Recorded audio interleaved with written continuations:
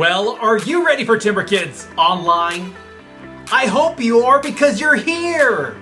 Well, I have a would you rather question for you. It's when I ask you a question and you're limited to only two options. One or the other. Are you ready? Here you go. Would you rather vacation in the mountains or at the beach? Now take a moment to share your answer with somebody there at home. Maybe with a friend, a sibling, a parent. Let them know your answer and why. Now I'll give you a few seconds, but if you need some more time, go ahead and push pause and we'll be with each other in just a little bit.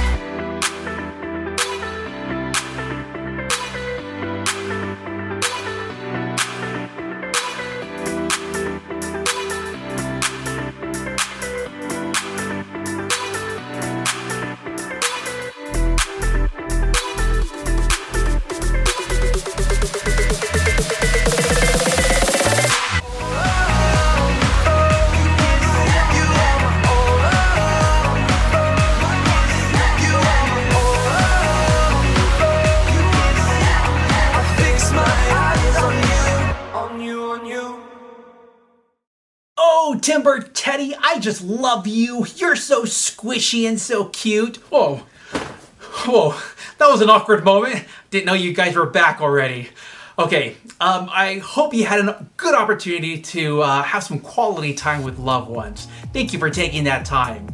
Well, in Timber Kids, we've been talking about focus. Yep, that's been the word of the month. Better yet, it's kind of been the word of the summer. Now, I want to play a game where you're going to have to focus. I'll give you two different pictures to look at and see if you can focus enough to see the differences between the two pictures that look pretty similar. Are you ready? All right, let's play.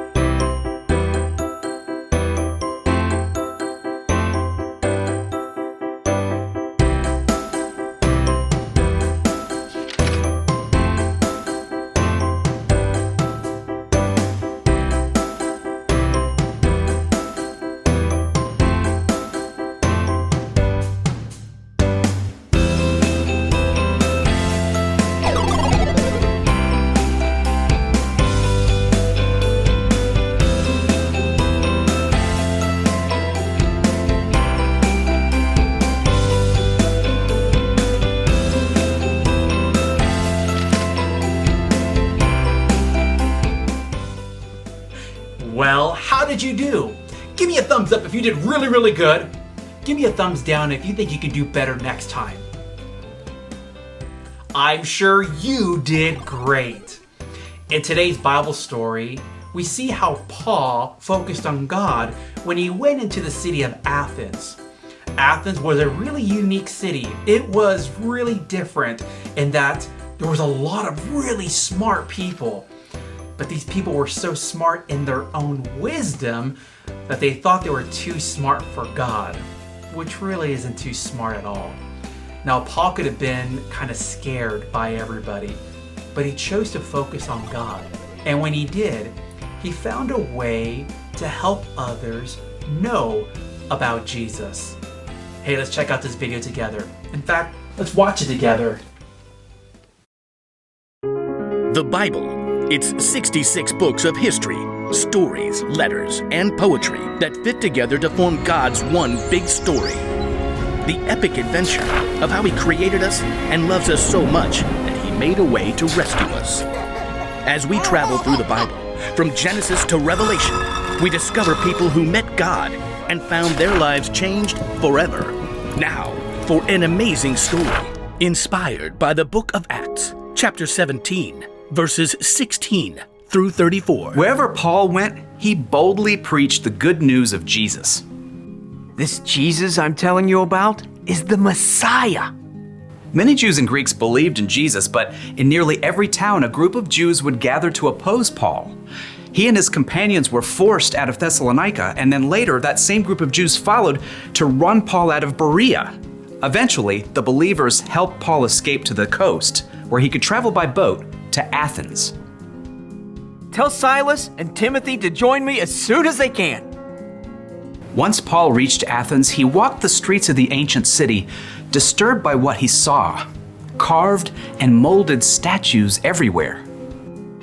Statues of their gods. The people really believe false gods can help them. In fact, the Athenians believed in around 30,000 false gods. Yeah, they believed these gods were in charge of everything from sports to sleep to doors and cleanliness. A god of grapes. Okay. While Paul waited for his friends, he visited the Jewish synagogue to tell Jews and Greeks alike about Jesus. And in the marketplace, he spoke to anybody who would listen. You have to hear about Jesus. He was killed, but he came back to life. Paul's words stirred up a group of Athenian thinkers. These men felt that they could achieve perfection through knowledge and wisdom. Can you explain what this fellow is chattering about? He seems to be telling us about gods we've never heard of. We shall take this Paul to a meeting of the Areopagus. There, we shall reason it out. Set high on an outcropping of rock, the Areopagus was the high court of Athens. And from this viewpoint, Paul could see all of Athens spread out below him. Closer at hand, the gathered Epicureans and Stoics studied Paul. What is this new teaching you're giving us? You have some strange ideas we've never heard before. We would like to know what they mean. Paul took a deep breath. These people treated new ideas like playthings, so he wanted to connect the story of Jesus with something they already knew. People of Athens, I see that you are very religious in every way. We are aware of this. Please proceed. Paul recalled a small carved altar he had discovered while exploring the city. As I walked around, I looked carefully at the things you worship. I even found an altar with "To an unknown God" written on it. Now, I'm going to tell you about this unknown God. Paul explained to them that the true God created the entire world and everything in it. He created each individual person with a purpose and an adventure to live. He did it so that people would seek him and find him, even though he is not far from any of us. Preposterous. Continue. Paul knew that these Athenians might listen to the words of their own writers that might actually reflect something of who God is. In him we live and move and exist. As some of your own poets have also said, we are his children. An interesting point. Paul told them that people are God's children. God is alive and real, not some carved statue or molded from gold. And now by sending Jesus, God was telling everyone everywhere to turn away from the bad things they've done and to follow him. God has proved this to everyone by raising Jesus from the dead. Preposterous. Fascinating. More like fantasy. Get this joker out of here. No. This is new, fresh. We will hear you speak about this again sometime. A man called Dionysius had been among the crowd at the Areopagus. He hurried to catch up as Paul left.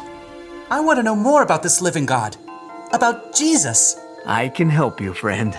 So Paul continued to spread the good news and love of Jesus, and after a short time, Dionysius became a follower of Jesus, as well as a woman named Damaris and several others.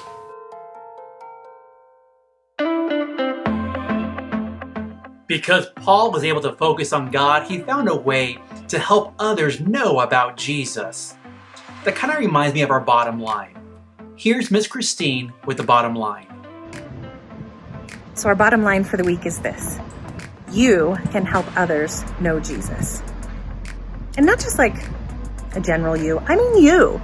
I mean actually you, not just your mom, not just your dad or your grandma or your Sunday school teacher. I mean you.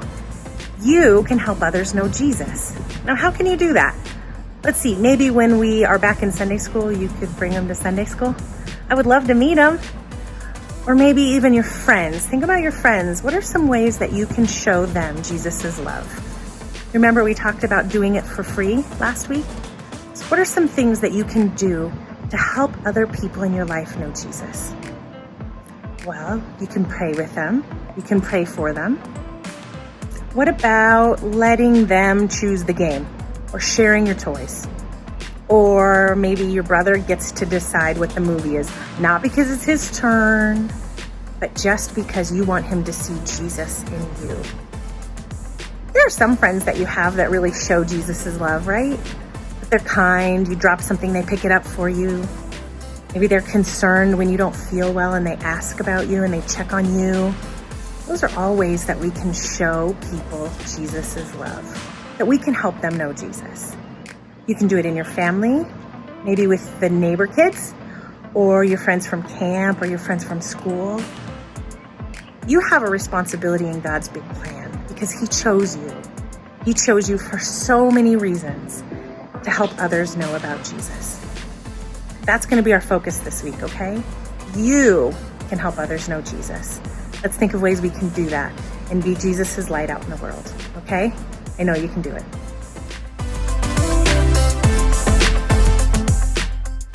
God's grace has saved you because of your faith in Christ. Your salvation doesn't come from anything you do. It is God's gift. Ephesians 2:8. You can help others know Jesus. Thank you, Miss Christine, for the bottom line. Well, I have a pop trivia for you. Here is your first pop trivia question.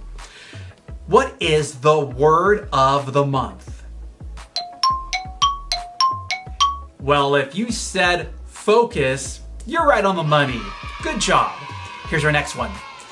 Earlier, we played a game where you had to really focus, use your mind and use your eyes to look at two different pictures. Now this time, I want you to look at the screen. How many Supermans can you find on this screen? Look around. Are you counting? Are you looking with your eyes? Well, if you said 4, so close, there are 3 Supermans hiding on the screen. Good job focusing. My next question. In today's Bible story, we took you to the book of Acts, chapter 17. We learned about Paul and he entered what city? Give me a number 1 if you say Bethlehem. Give me a number 2 if you say Greece. Give me a number 3 if you say Athens. Show me your answer. Well, if you said number 2, peace. Better luck next time. It's number 3, Athens. Good job. Well, I have some more Bible review questions for you, but I'm going to allow a loved one to share those with you. Parents, we have something called a parent guide that you can get a hold of by simply texting Timber Kids to the number 31996. With your parent guide, you can use this to ask questions, Bible review questions, as well as use this prayer guide to pray over your family as you talk about this subject at home. Well, that'll do it for this episode of Timber Kids Online, and man, we sure do miss you so much. But you know what? We can still be the church by sharing the love of Jesus everywhere we go. We start at home, we start in our neighborhood, and we share the love of Jesus when we go out and about. And when you do that, guess what? You are letting love live. So let love live this week, and thank you for being Timberline. Hey, you guys take care, and we'll see you next week.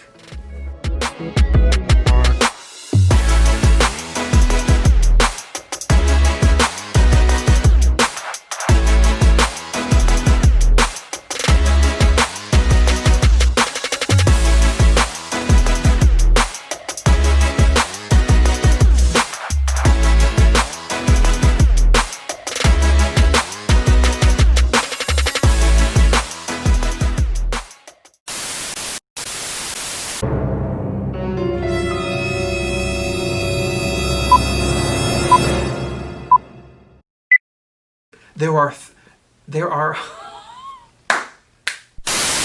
check out today's Bible story. In fact, let's watch it together. Gotta be kidding me. In today's Bible story, we talk about focus. We learn about how, I almost said Peter. Oh, Superman fell.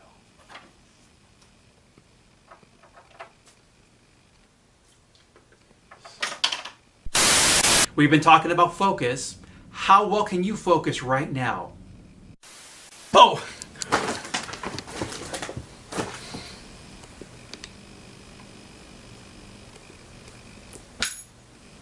You caught me at an awkward moment. Let's try that again. Oh, Timber Teddy, don't take my microphone away. Timber Teddy, Timber Teddy.